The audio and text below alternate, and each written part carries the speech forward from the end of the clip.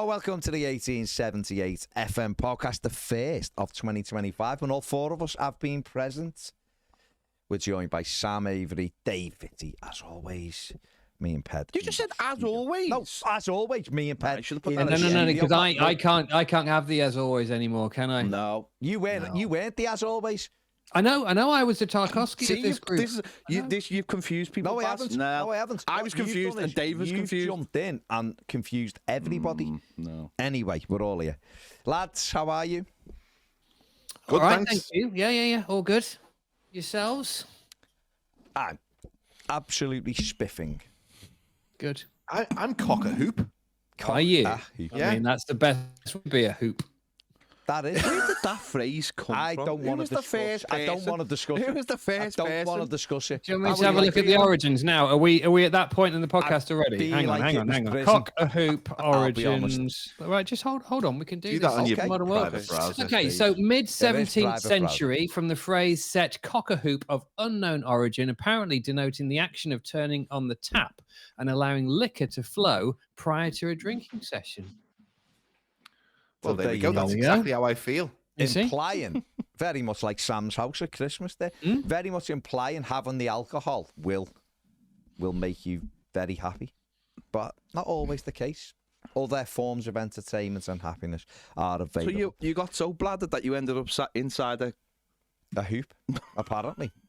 I don't know if it meant cocking the hoop or cock a Well, hoop. we've all whatever it got was hula called. hoops and put them on our fingers before, Yeah. but maybe Yeah, if you've got yeah. 11, you need an extra digit to use. Yeah, do you know that's a very interesting assumption actually. Is You that know, where maybe the that is the phrase origins cock of ring cock come a from hoop. then? Yeah, met with silence. Lads, What's hula cock? hula cock, yeah. Spinning it round. That's like New windmilling. from Mattel. Hula cock. Wow. Teamer will be selling that next for Yeah, they will. 37p. I'm sure that's already been getting advertised on my Facebook. Has it? It's Yeah. the Olympics, You need I to think, see in your LA, history, isn't it? my friend. Lads, last time we were on, David Moyes wasn't Everton's manager. It's true. Now he is. We have gone back to the future. And I, for one, am loving it this With week. our pound coins. With the pound coins that we had the chat before. So, first and foremost, how are you both? Let's go to Sam first. Sam, how are you feeling about David Moyes being back as Everton manager? Well, I'd love to stay reserved about it, but after the performance on Sunday, I'm absolutely buzzing. And there's a part of me that's trying to sort of keep a sort of lid on it because we've been saved up such dross for the last couple of years, but even further back than that. But just that first half performance just felt like a Moyes performance, and I'd forgotten how good it feels to watch Everton play football. Like football. That's what football is, modern football. We've joked so many times on this podcast about you watch Everton and then you watch, another two Premier League teams playing, and it feels like a different sport, or at least a different code of the sport, like rugby union to rugby league. But that felt like Everton were playing football, Premier League football in 2025. And they were not bad at it as well. Obviously, going up against Tottenham, it gives you that great opportunity because the way they defend is kind of farcical, isn't it? But we had to make the most of it, and the way they pressed, the way they got the ball moving quickly, the way that the forward plays were just on the front foot from the beginning, it was great. And I'm excited about, or maybe not excited, but hopeful for the future about Everton for the first time in ages. And I've forgotten what that feels like. So hence the phrase cock a hoop. Fair play. Mr. Vitti. Much the same, to be honest with you. It was obviously a question that was asked to me a lot when Moyes was appointed. How do you feel about that? And I said, to be honest with you, and this is obviously before the Villa game, and obviously before the weekend against Spurs. So, my answer was the fact that I just felt relieved, I think was the right word. I felt relieved, and I felt certainly more comfortable in the prospect of having Moyes leading us for the rest of the season, with the primary objective, obviously, then and still to avoid relegation. And then, obviously, Villa was Villa, but he'd hardly had any time with them. Some of the same failings were there again. They left themselves wide open. But I thought, again, against Spurs on Saturday, as Sam has said, I thought it was just a completely different performance. And it was just something that I'd forgotten about watching Everton play like that. You know, it was so good. It was so refreshing. It was just completely different. And yeah, it's exciting going forwards. And I mean, obviously, you know, Dom's goal, I mean, and Jai's goal was just knockout for me. I mean, it was just brilliant. And so, yeah, you know, if we can get those two scoring more regularly, you know, for the remainder, then I feel that we'll have no problems. And it's just a really, really nice situation to be in where, you know, like you said, Sam, I'm looking forward to games now. I'm sort of relishing the prospect of who we go up against. You know, Brighton away is going to be a tough test, but, you know, here's to 3 points against Leicester at home, you know, so good. I'm excited. I'm relieved and indeed cock a hoop as you are. Dave, were you at... I wasn't going to ask him this. Were you at the first David Moyes game at Goodison? I was Park? Actually, yeah. Yeah. You're like Jason Bourne, but with Facebook. Yeah. Yeah. Well, you see, the thing if is, we'd have been having this conversation, you know, you were in our studio, we'd be having this conversation face to face type thing. Yeah. I thought this may come up, and I'm more than happy to answer any questions. Here was the situation, right? I was filming in Sheffield for a project which I'm unable to quantify or clarify at this moment in time, right? But I was filming in Sheffield. No cocks or hoops are no cocks or hoops have been harmed in the making of this program. So I was in Sheffield last Wednesday.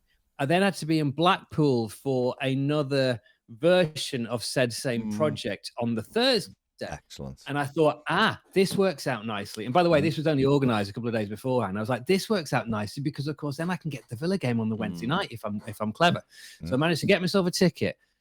And I actually missed the first 15 minutes because I didn't get away on time because things overran. And it's a bloody long way over the peaks from Sheffield, right? And then got stuck in traffic and Queen's Drive and everything was a nightmare. So I ended up missing the first 15 minutes, but snuck in and saw most of it and then had to disappear afterwards to then overnight in Blackpool. So yes, I was very briefly at Goodison.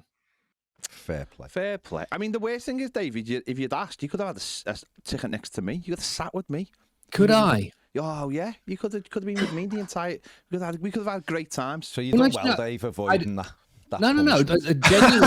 Genuinely, I would have much preferred to have done that. I didn't realise that was an option. I'm actually up for the Leicester game as well, but I've already got a ticket for that. Oh, well. Keeping your secret, you were going to say that, mate. Yeah. I'm going to go with it. I'm just going to throw this out. I think you're doing videos on moving steel from Sheffield to the big one at Blackpool. That's what I'm going for. Play. That's what I tell you what, that is, yes.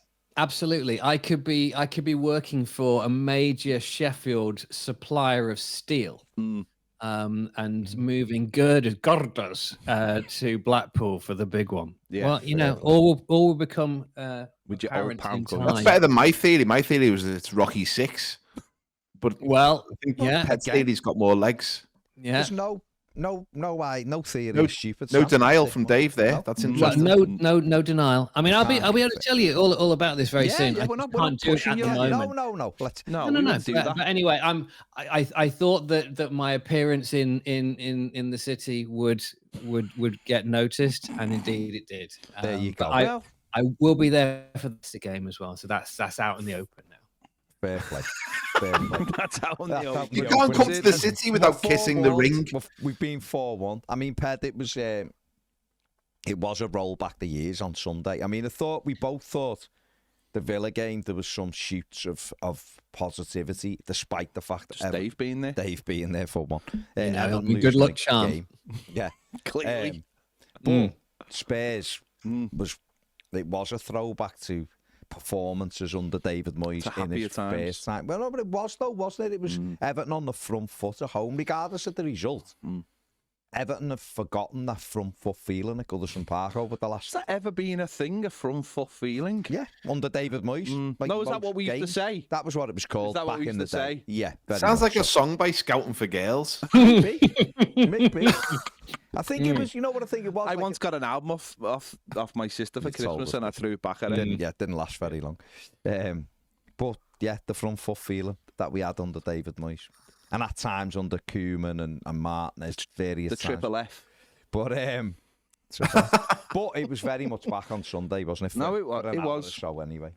Yeah, it was like being on a match in 2009, wasn't it? I'm upset that the song doesn't work anymore, though, because he's got grey hair and we don't care. It Yeah. doesn't really mean anything, does No. it? Well, without context, it sounds like Everton fans are traditionally quite ageist, but we're letting it slide for David Moyes. And I, even when you sing he's got red hair and we don't care, I take umbrage at that. I take Do you? umbrage. Yeah, it's I thought like yours was saying strawberry blonde. it's like I'm representing everybody. It's like I mean, that's a it's first. like saying, you know, it's fine. He's a nice, regardless of hair colour. I think that's Yeah, but the disgusting. hair colour was in reference to Liverpool, Was wasn't it though? Was it though? He's got It's amber hair. It's See, I don't discriminating. mind. He's got Doesn't I don't mind scandals he's it. got grey The hair. thing about it is, though, when he was first here, that song only lasted about 3 seasons. Then we had the "Oh, Davey." See, that was People tried that on Sunday. It didn't quite scan as easily I as think the grey hair one, though, if that continues, we could sing as he gets older, if he stays at the club. He can't use the stairs, but we don't care. Davy Moyes. It's good. I like Can't that. get out the bath, but he likes a laugh. Yeah. I mean, there's lots of permutations. I seen him at the end of the. And again, I'm not. But at the end If of he the game, doesn't win a game, he won't sing his name, Dave. You know, but there's lots. I mean, there's so much here. I mean, if only you had a big and buoyant online content forum, Sam, you Community, could yeah. actually use some of this for your song Yeah, material. but when he was on the pitch at the end and he was like sort of celebrating, he reminded me of De Niro in was it the Green? What was that film called? The Green? Wasn't the Green Man? Was it? Was the Green the Mile? Irishman? That was it. The Irishman, where he'd made his face younger, but his body was still old. So as he was trying to do things, so I'm looking at his face, and you sort of seeing the Moyes of the past, aren't you? But when you looked at his body, it was like in the Irishman, it was like this old body, but trying to. It was I didn't think it was. No. You just saying you were ageist. You weren't ageist. Well, and it's you because very you're much- closer to age to him than you are to me. That's what it is. I'm not the one, mate. Actually, you are closer to me. So you're coming to the end of your mobility. You will not be as fit My as me when mobility is you're my great. age. I'm doing. No. Are you messing? Not even fit as me now. Are you messing? I think we need some kind of Sam, end should of we go and season get a coffee or something? Shall we? Yeah. Back Go on. have a civil conversation. Back on to Everton on Sunday. I mean, seeing us go forward, lads, and actually score 3 goals in a half, Yeah. and we could have actually got 6, Yeah. was quite a novelty, wasn't it? But I think I think the biggest thing on Sunday wasn't, like, we beat Wolves 4-0, but Wolves helped us. Obviously, Craig Dawson wanted to become one of our top scorers that night. Yeah. And it was very much just set piece galore that night, where on Sunday, I know Tottenham are missing we're missing the centre backs basically, but from an offensive perspective, they still had all of the players who were really good, of course, without Solanke. But it was whether Everton could overcome, or rather take advantage of, what was a weakness in their side, and we haven't been able to take advantage of other weak teams really, and teams who've underperformed against us this season. And that was what was really pleasing for me, was that we got at them, we pressed high, and we never relented in the first half at all. And then obviously we took the chances as well. And that does sort of give you hope as you go through the season, doesn't it? Yeah, I agree. And it was just good to see just a more cohesive, I think is the word, team performance. But I mean, I don't want to take anything away, but can we temper that slightly in so much as certain players who weren't playing for Sean Dyche towards the end seemed to actually, come alive a bit more. And I know that obviously, we have to credit Moyes in terms of his change in formation and sort of utilizing players in different ways. And obviously that's what a manager's there to do. And he did that, and it brought results. But I think also there was just an element of more effort, and maybe that sort of encompassed under the whole sort of new manager bounce thing, that actually there was more from the players than we'd seen previously. Yeah, I mean, listen, I think the players were showing signs that the last regime was over, and they were sort of demotivated. And it's not great, because they've done this with, or some players have done this with, sort of Frank Lampard, and before that they've done it with Rafa. And whatever club you're at, when that manager's in general, when that reign is coming to the end, you see this, don't you? You hear they're not playing for him. You know, you remember the famous Leighton Baines at Anfield when Martinez is telling him stuff and he's rolling his eyes and looking everywhere else but at the manager. You know when the players are done with the manager. Down in tools, isn't it? Exactly. They were done with Sean Dyche. And obviously David Moyes has come in, and it's been interesting listening to a couple of the players' comments without them actually digging out Sean Dyche and the tactics. I mean, Lindstrom, the latest one at the weekend, was, yeah, it was nice to concentrate more on the attacking side of the game and things like that.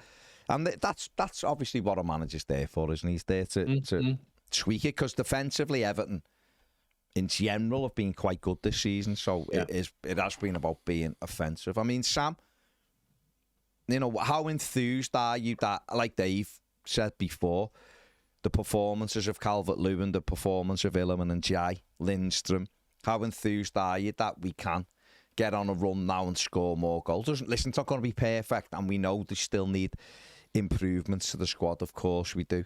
It isn't all sorted now because of one game, but surely that one game has give you more confidence that Everton can get away from the relegation zone.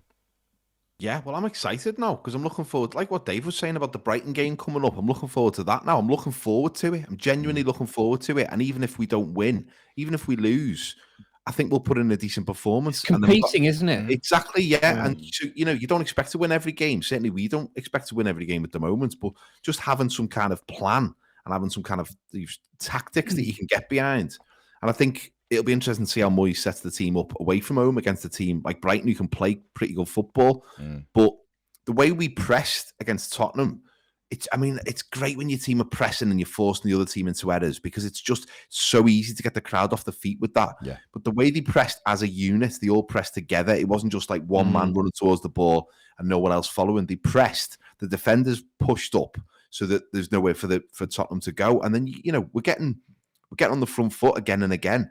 I think I put something on Twitter which was like kind of a joke, but kind of exactly how I felt as well, because I said the first half made me care again, and the second half made me wish I didn't. Because the second half was really like the first half, because all of a sudden you're 3-0 up and you're like, oh my God, I forgot what it's like to be actively engaged in this football club. Because of course, you know, you follow the team, you watch the games, you pour over everything that's out there. But when the whistle goes, it's hard to really get behind it, and you either win, lose, draw. It doesn't really matter because the performances are so flat. Whereas this one, the second half was like, we've got to get this over the line, because this is so exciting for the future. If we can just get this over the line and set the tone for this second Moyes reign. And you know, it's interesting because you've got to take those opportunities when they come. The same way during a season, there's moments where you should be winning games, and you've got to take that opportunity because it might be gone. Had we not got 3 against Tottenham, I mean, it looks like it might have been a draw the way it panned out, because they were there for the taking. So the team didn't let up. They kept pushing, they kept pressing, they kept going at them. They got the 3 goals. And then the performances, like you say, the performances of Njai, who I've loved anyway, but just to see him further forward, making an impact on the game, having players moving off him, that he's got options, he's got, you know, pockets to run into, was amazing. Lindstrom, after 10 minutes, I was like, I stood up and I was like, shame on me. Shame on, I've written this player off. He was a 6 out of 10 for me before in every performance. Yeah. And then suddenly, I mean, if there was one player in particular that you have to say has changed beyond all recognition under Moyes in 2 games, it's him. Yeah. You know, I think more, I mean, there's been an uplift in everybody, but I think in him. But can I just pose one very hypothetical teaser to all of you, and you'll understand why this is hypothetical? Do you think, I was looking at this on the formation, do you think that Njai and Richarlison could play together behind Dom? Is that where we are that quickly? I'm just posing it. Do you think? Do you think yes. The 2 of them could play together? The right answer is yes. Yeah, I think they could if we played. I mean, that would be a frightening prospect. If we had better midfield, yeah, because they need protection. Yeah, better midfield. I think definitely, yeah, because both Njai and Richarlison work the backsides off, don't they? They work big part of their games, just working hard. Well, couldn't you put Decore, Gay, and Mangala all together in midfield to give you some buffer to allow that? Yeah, but I still think we need. I don't know. I think we need someone who can get hold of the ball and actually use it better. But listen, if we're going to buy Richarlison, we might as well go and buy some amazing centre midfielder as well. If we're living in that world, let's all just live in that world. Yeah. No, be nice. But back on. Get back to reality. Back to reality. Well, I tell you what, but it's not that far off reality, though, is it? I mean, I know it's not reality now, but it's not beyond the realms of what's the word I'm looking for? Possibility. Possibility. Yeah, there you go. Words, yeah, not beyond the realms of contemplation. That doesn't make any sense at all. Well, you can contemplate all you want. And there should be realms that you can sit and contemplate in. Like a realm. Realms are boss. Realms are great. Pedden, obviously, another player. I mean, Lindstrom was very good, and you can see even on the the behind the scenes when David Moyes come back, he was having a chat with them in the restaurant area, and you can see Lindstrom's quite happy. Moyes just tried to buy him a couple of times before, therefore rates him, so he probably felt that confidence. But another player he did really well was Jake O'Brien, wasn't he? We've not seen either. Yeah. He did well. Yeah, I think obviously, as Dave alluded to before, Wednesday was a little bit flat because it was the same team and people were expecting just a little bit of a change. But going into this game, there was a couple of changes, obviously, down that right-hand side, which has been noticeably, everyone has known for a while that's probably our real weak spot, certainly in attacking. And even though we've got 4 right-backs, we haven't been able to settle on one for like 2 years other than Ashley Young this season. So having look at him within like 2 or 3 days and assess that he needs to get him in the team and how's he going to do that, but then maybe doesn't want to go to a 3 at the back because of other limitations. It was nice to see him find that position, and I thought he played really well, and I thought he was really comfortable on the ball. Listen, he might be tested in other ways. You will this week. I mean, this week Matoma, like if he plays, obviously, but then that's up to the manager to look at that situation and go, is that right for this game? Do we play him more as a more orthodox 3 at the back maybe, and go for a proper right wing back who's going to look after him all the game? That's what he has to do now. But it's better just. I was thinking then, just as you were talking, I was thinking like the Southampton game away, of how like ridiculously flat we were, and like how we never once went for the game under Moyes. We'd have won. Well, I forget about even under Moyes. I'm just talking. Talking about like how ridiculous Brentford when they had a man sent off. How we just nothing changed, passive. And how we were just so passive. As in, like we've got this thing, we're going to stick to it, no matter hell or high water. Point a game, lads. And it's just like that's the difference for me. Is like you've got a manager who just actually wants to win a game, and regardless of like whether it's one game or.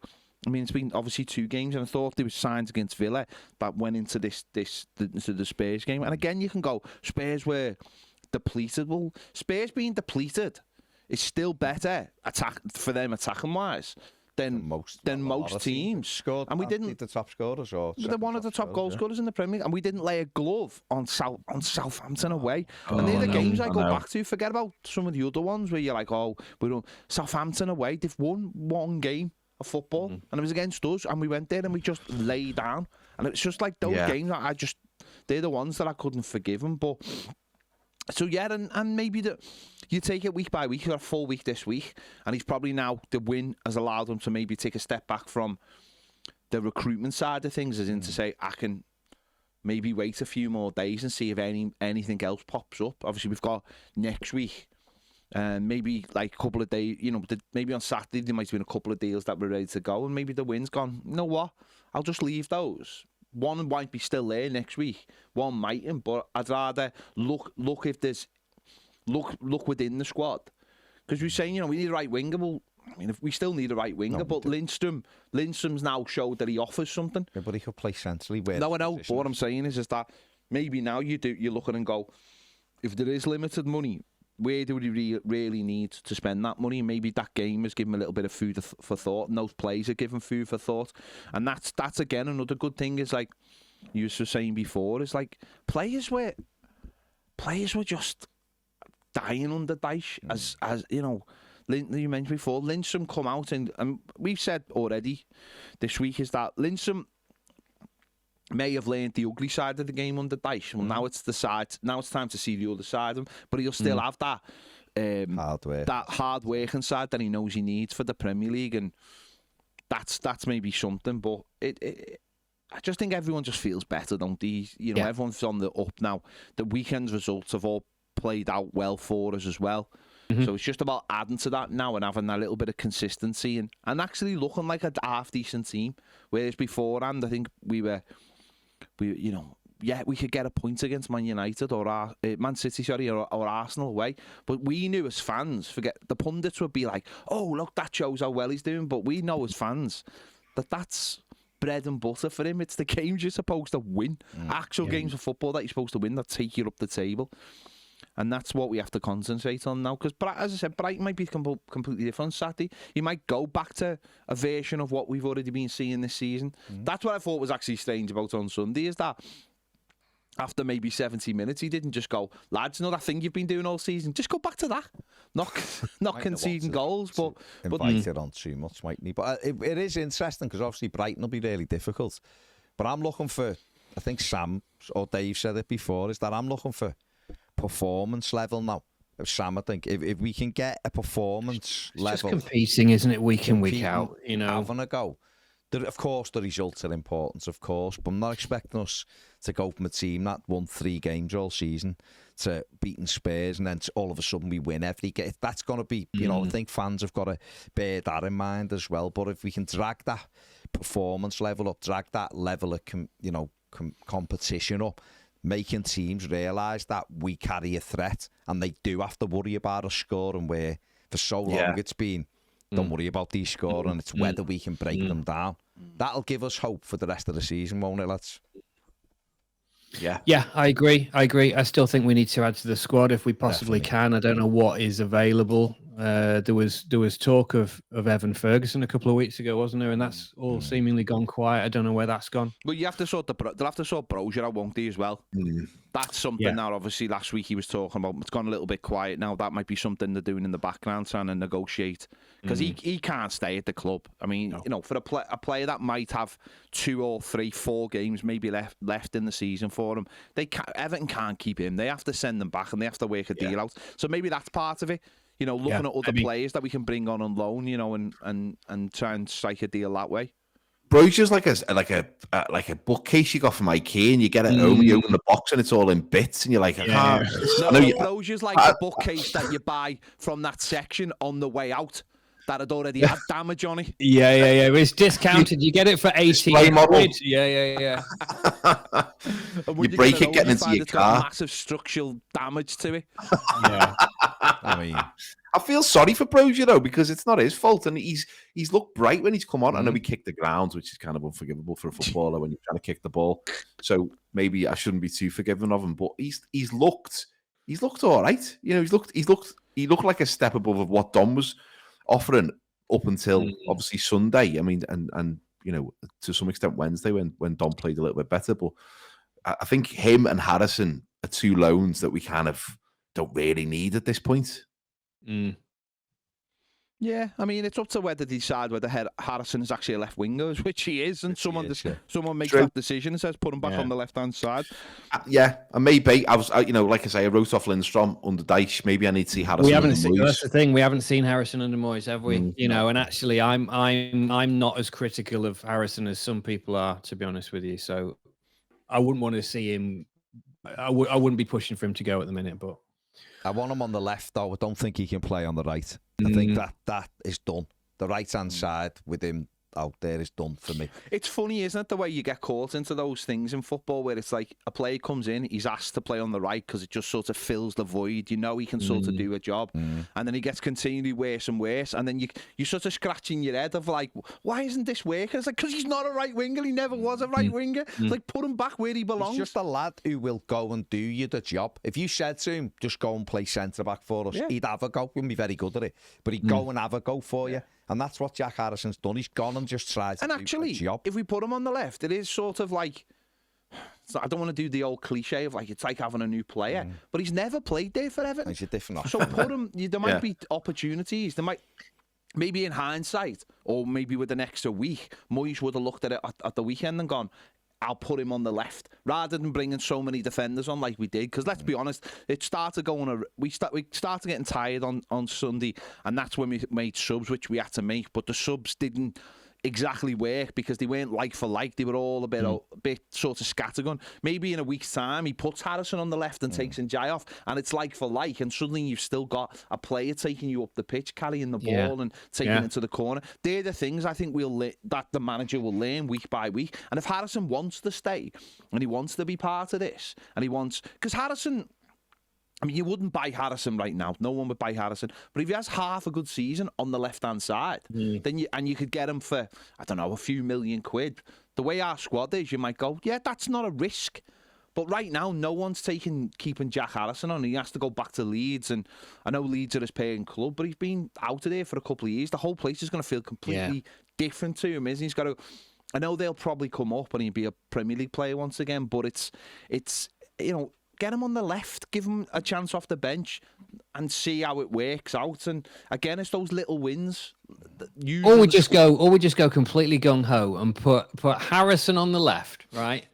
And we have Lindstrom on the right, and then we've got Njai and we've got Richarlison's just behind Dom, right? And just go for it, like five up front, right? And not worry about the back, and we'll just we'll beat them 9-7. Yeah, you know that's what isn't that just want. Spurs? Isn't that just Spurs though? You've literally just described Spurs. But I mean, Kevin Keegan in to help Moyes. It's fun though, isn't it? Yeah, that's fun. I mean, I don't know whether it'd be fun watching my team line up on the halfway line, knowing one ball over the top is going to put you in trouble every time.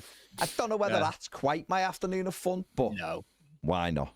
Do you think Moyes with the substitutions was trying some experiment to see how far ahead Everton could be and how much time was left on the clock that he could actually bring Michael Keane on and only concede enough goals to still win the game?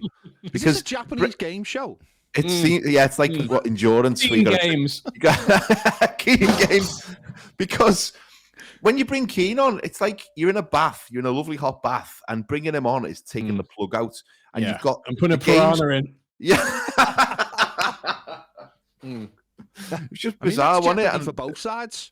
You wouldn't be cock a hoop then, would you, eh? Both. Definitely not. Definitely not. Oh, I don't know where to take. No, it's. I mean, has anyone got anything they want to move on to? I've got a piranha in a bath here. Yeah. Petrified. Absolutely petrified. A man walks into a pub and he says, "I've got a piranha in a bath."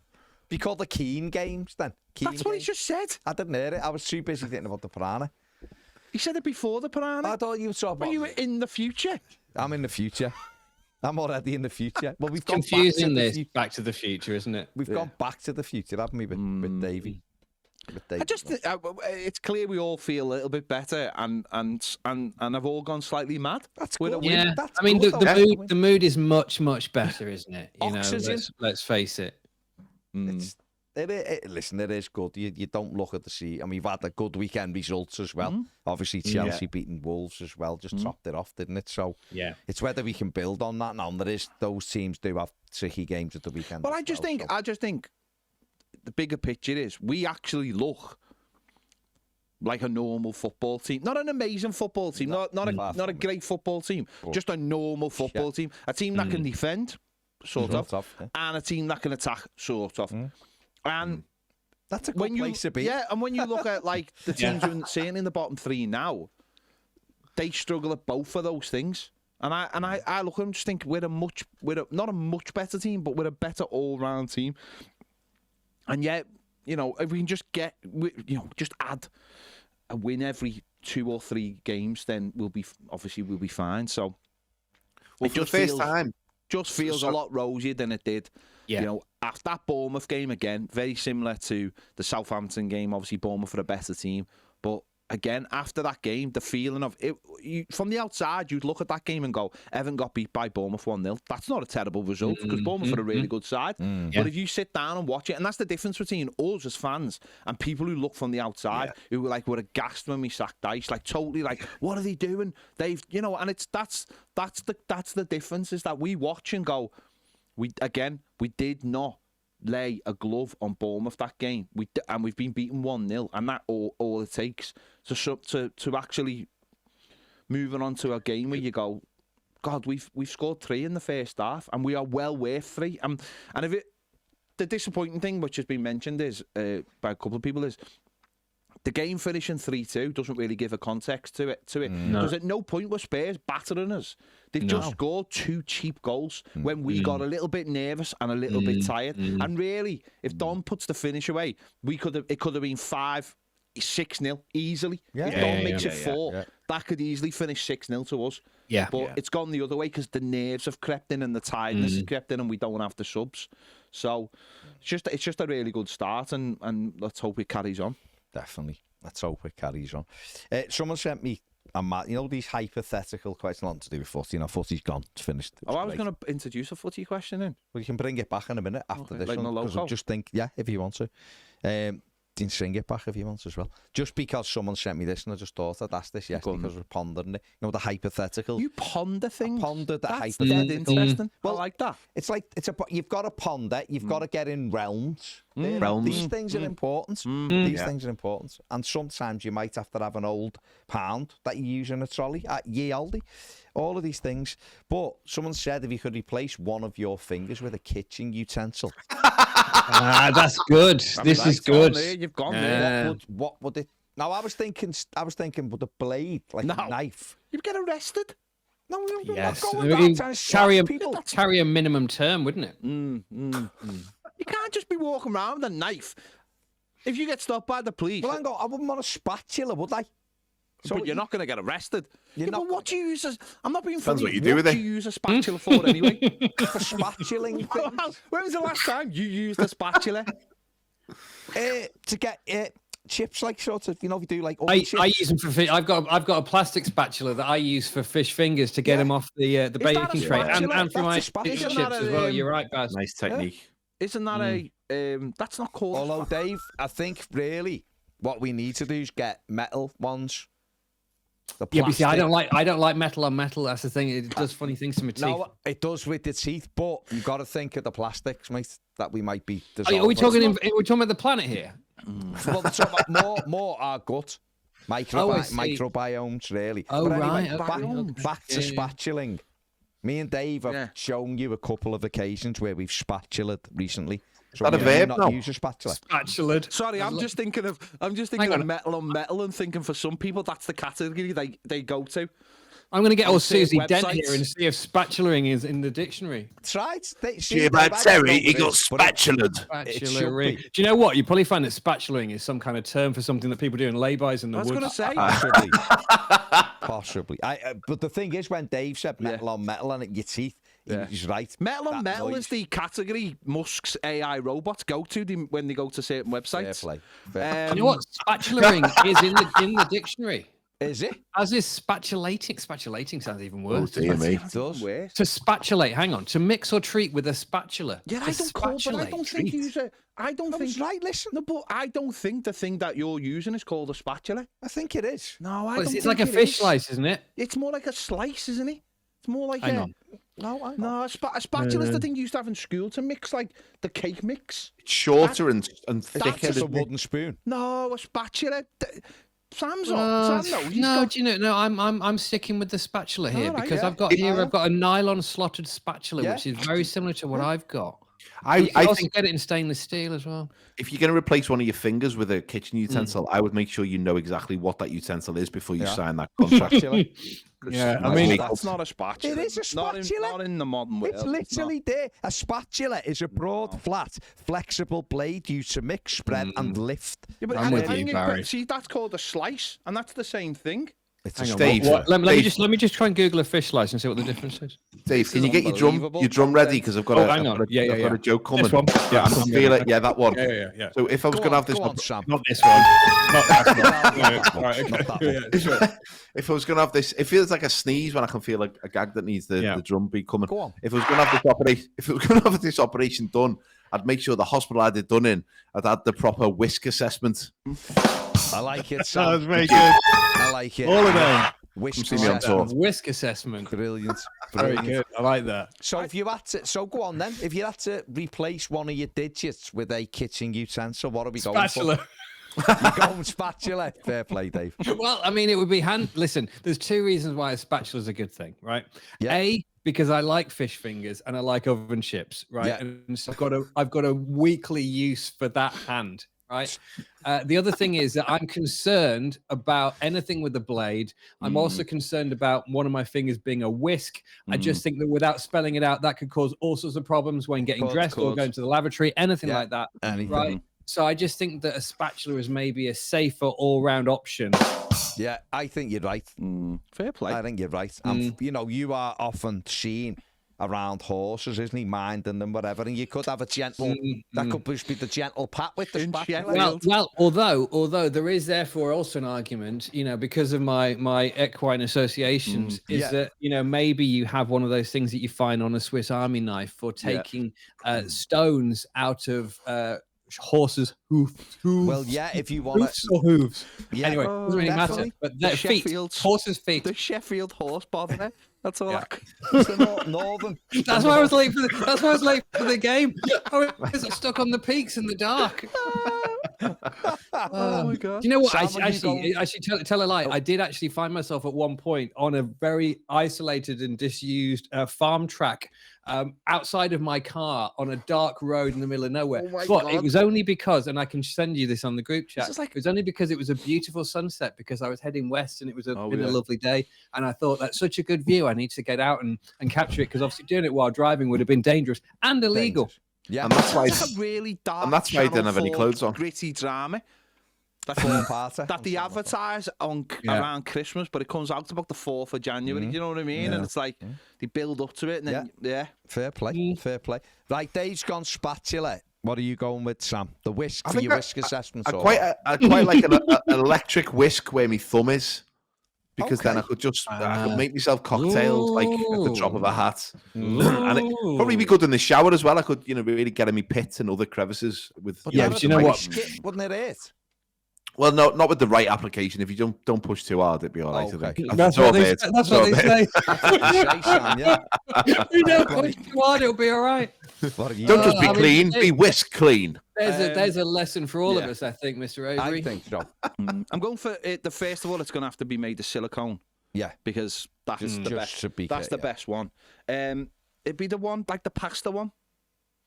So it's got like, so you can pick the pasta up in it, and then pasta drains. Yeah, it's got like that. Because I think that's slightly with the holes in. It looks slightly menacing. Like a colander with a handle, isn't it? Yeah. If anyone ever come up to you, you'd be like, you could go, "Don't mess with me, lad," and pull out the pull it out. Scoop. But if the police stopped you, you'd be like, "What are you on about? It's for me pasta, lad."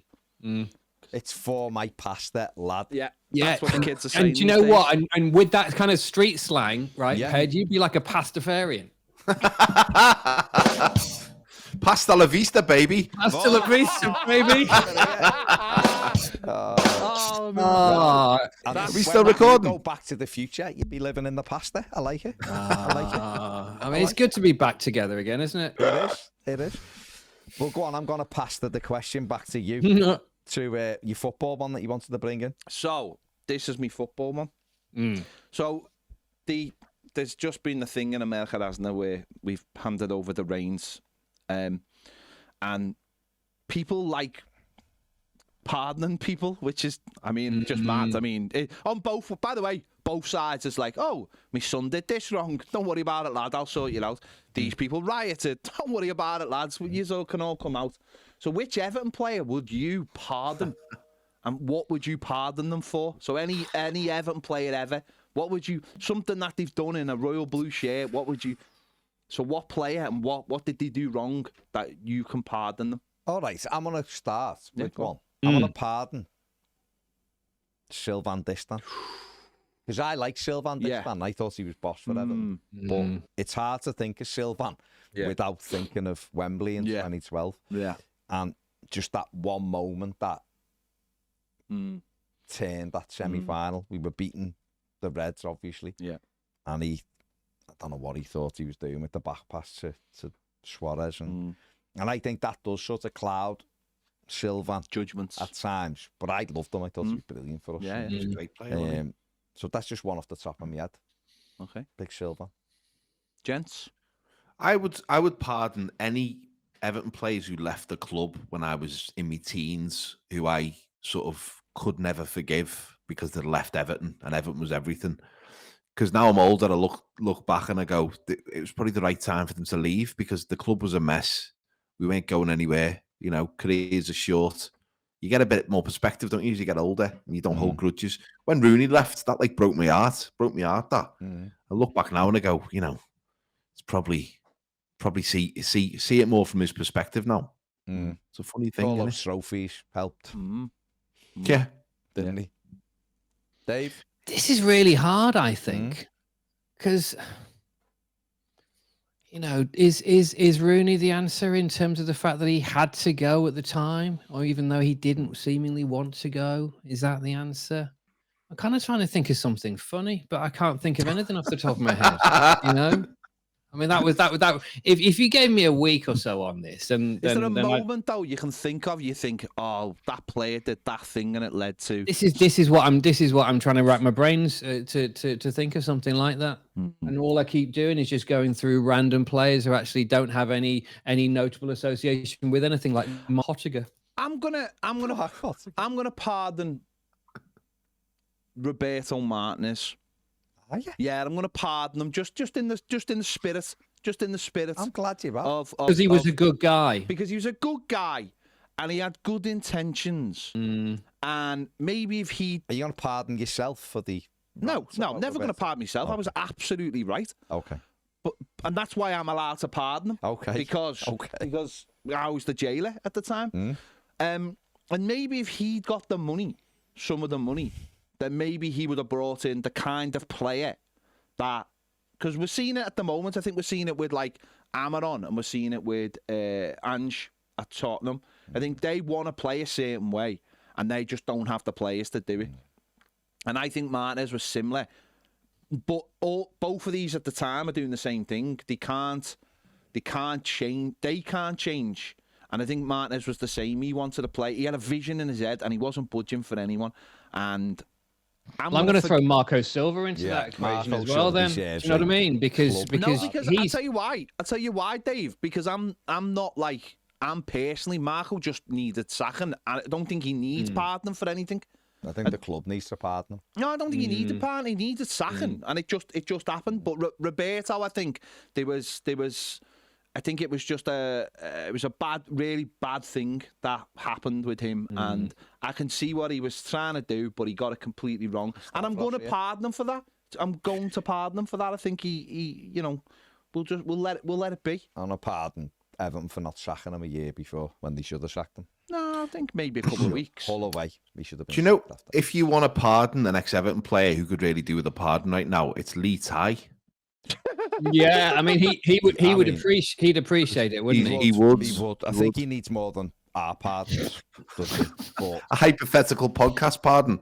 I don't think that's going to help him much. But it's a start, though, isn't it, Baz? Yeah. It's a start. Everything starts. Movements weren't built overnight. You know, you've got to build somewhere. Starts somewhere. It also might facilitate an edit at this point in the podcast as well.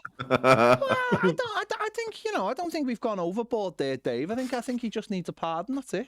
He needs a pardon. I'm not saying what he did was right. No one knows what he did. I don't even know what he did. I just know he's in prison. But he'd benefit from a pardon, wouldn't he? He would benefit from a pardon. We're not saying he deserves a pardon. No. Oh, okay. We're just saying he would. Sam was saying he would. Just in case any of our listeners are listening, no. Dave's like, I'm from Hong Kong, lads. I know. No, listen. Do you know? I'm just sort of more amused about the fact that if I go back on my Google search history, right, I've got Lee Ty, I've got fish slice, I've got whisk, spatula, surely, spatulating, and spatula ring. You know, I mean, honestly, if anything happened to me and like the police came in and went through my hard drive, they'd think that there was something seriously wrong with me. You'd need a pardon. You'd need a pardon for your search history there. I would, absolutely. And only the one we know about. Yeah. Is there anything else before we toddle off? I just think anyone who's listening I'd like to know because they'll have more time to think about it. They can ponder it. I know I've just dropped that on you. There's loads, isn't it? There's ones like, you know, there's a lot of people needed pardoning for Gary Speed, didn't he? When he was at Everton, when he left Everton, he took a lot of stuff. People like, there's all of that we don't know about. Yeah. Where players. Well, even in the programme at the weekend, I think Gary Lineker put in the programme in an interview that he didn't want to leave Everton. And again, loads of people simply believe Gary Lineker rocked up, done well, then said, I want to go to Barcelona, where really Howard Kendall's tried to sell him to himself. Yeah. I mean, that's just the truth. Thing, that's just the truth. There's loads of them. But I was thinking of even before, I was thinking of do you pardon Gary Ablett for his own goal against Wimbledon? But I think he corrected himself, didn't he? Afterwards, it wasn't his free card. What are you on about? Just hit him and went in. Yeah. It's one of the Do you worst. pardon the? He kicked it against Do himself. you pardon Hans Seegers for letting the ball go? And why would you need to? Oh, yeah. Pardon on Yeah, Seegers? pardon them on the day. Gary Ablett. Not really. I think you've completely missed the point. No, there. I haven't. Well, You can't just pardon. number one, he didn't play for Everton. You can't pardon people. I feel in a way, Sam, that this podcast is now sort of ending on the same kind of tone that it started on, which is essentially a domestic between these two. You and I come in. It's a bit like we're the jovial next door neighbours. You know, one of those things. You know, when your mum and dad are arguing, right, and then suddenly, actually, there's a bit of respite and there's a bit of a ceasefire in the whole thing because we pop round and we talk about what we've done and stuff like that, and we lend them an Aldi bag, and then suddenly we leave, and then they go back to it, hammer and tong, or indeed Spactular and tong. No. If you were the next door neighbours, we'd expect you to take our bins out for us. Yeah, I mean, poor Sam. Fair play. 90-odd-year-old Joe dragging his bins out. That's where he got the cold from, that he was sick from over Christmas. Goal goes back to Joe. Goes back. Joe probably had a great Christmas, sprightly as ever. Probably. He is. I saw him doing some bench presses in the front garden before. Sprightly as ever. They're all in sick beds. Sprightly. I mean, why, when you get older, Are you sprightly? are you sprightly? Why aren't you just, you're just you? Why, when people fall over, don't they fall over? They have a fall. They have a fall. So, where did these terms come from for the elderly? Why can't they just be, Joe's just mobile like normal? It says adjective, sprightly, especially of an old person, lively, full of energy. She was quite sprightly for her age. But that's what I mean. Yeah. It's like when people call certain people bubbly, and you're like, yeah, but we know what that really Bubbly means. normally means fat, doesn't it? Yeah.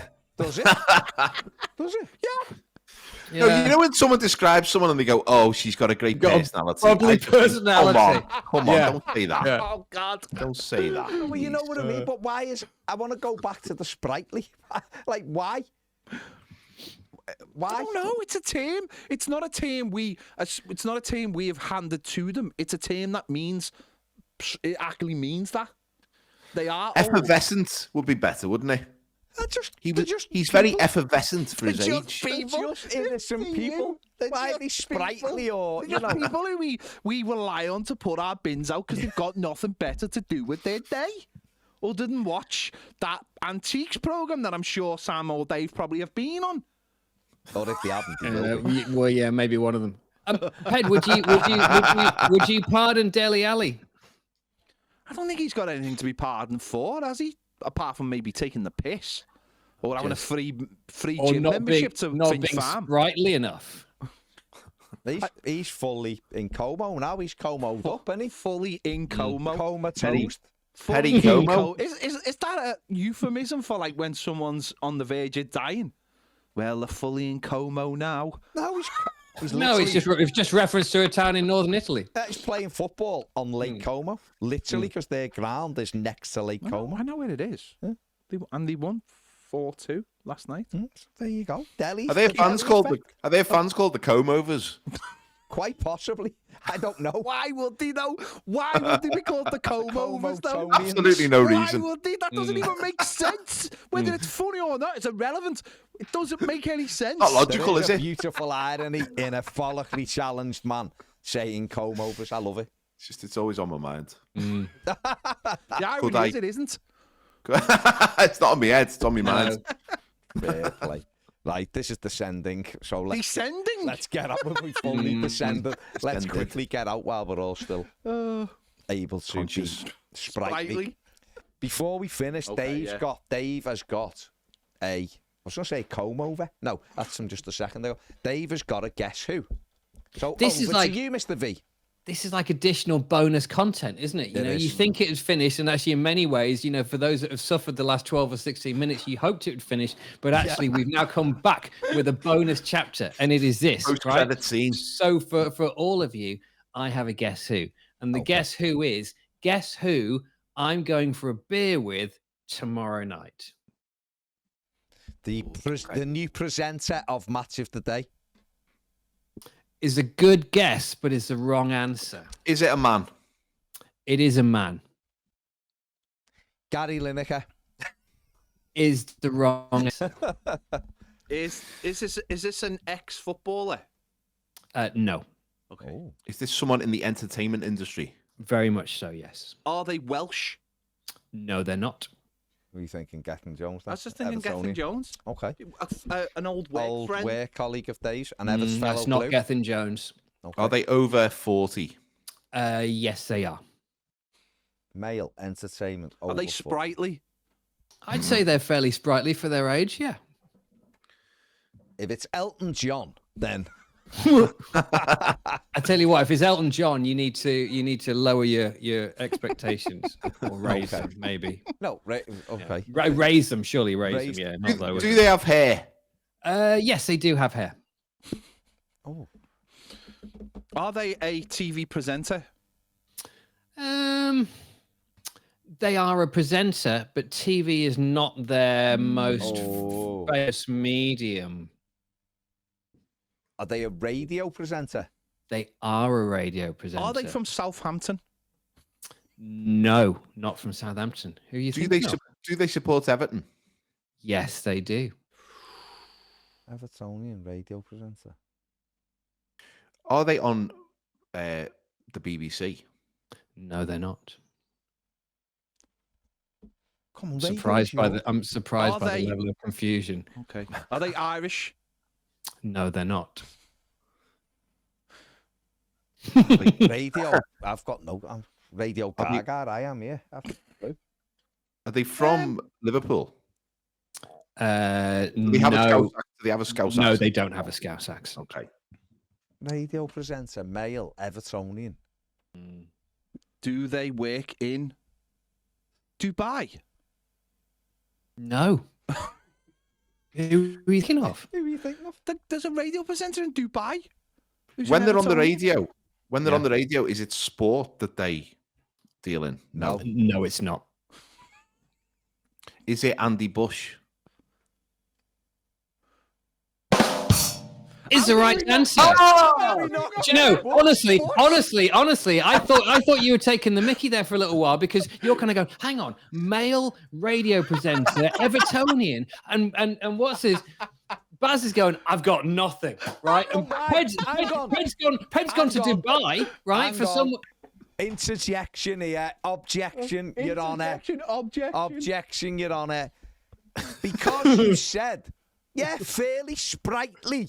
That destroyed me. I'm thinking, who's a mid-60s, 70-year-old radio presenter I who's just never wiped told Andy you? Bush from my mind. Well, he's wiped us from his, so there you go. Listen, I will obviously send him your active love Yeah. tomorrow, and I am seeing him for a quick beer after work, which will be nice. Excellent. Amazing. Enjoy. I will. Enjoy. I will. Please pass on that pun that I was quite proud of. Nutbush Viti Limits. I will absolutely. I mean, Pass that on for me. Still amazed that we've never used that as this yet, but there happening must be a in- way of shoehorning it in. Is this happening in London? It is happening in that there London, yes. You know what'll happen then when you tell Andy Bush that, though? He'll put that on his own radio show and pretend it was his idea. Anyway, on that Play note, nice, everybody. we love Andrew Bush. Clip that. We love Andrew Bush. There you go. Big Evertonian. Here we go. Good lad, of course. Formerly Right, of this anyway. parish. Right, we are Forgot going. about. Yeah, definitely. Yeah, we love him. Right, we're going. See you later. Bye. Thanks. Bye. The Bushmeister Nice. General. Indeed. Oh my God.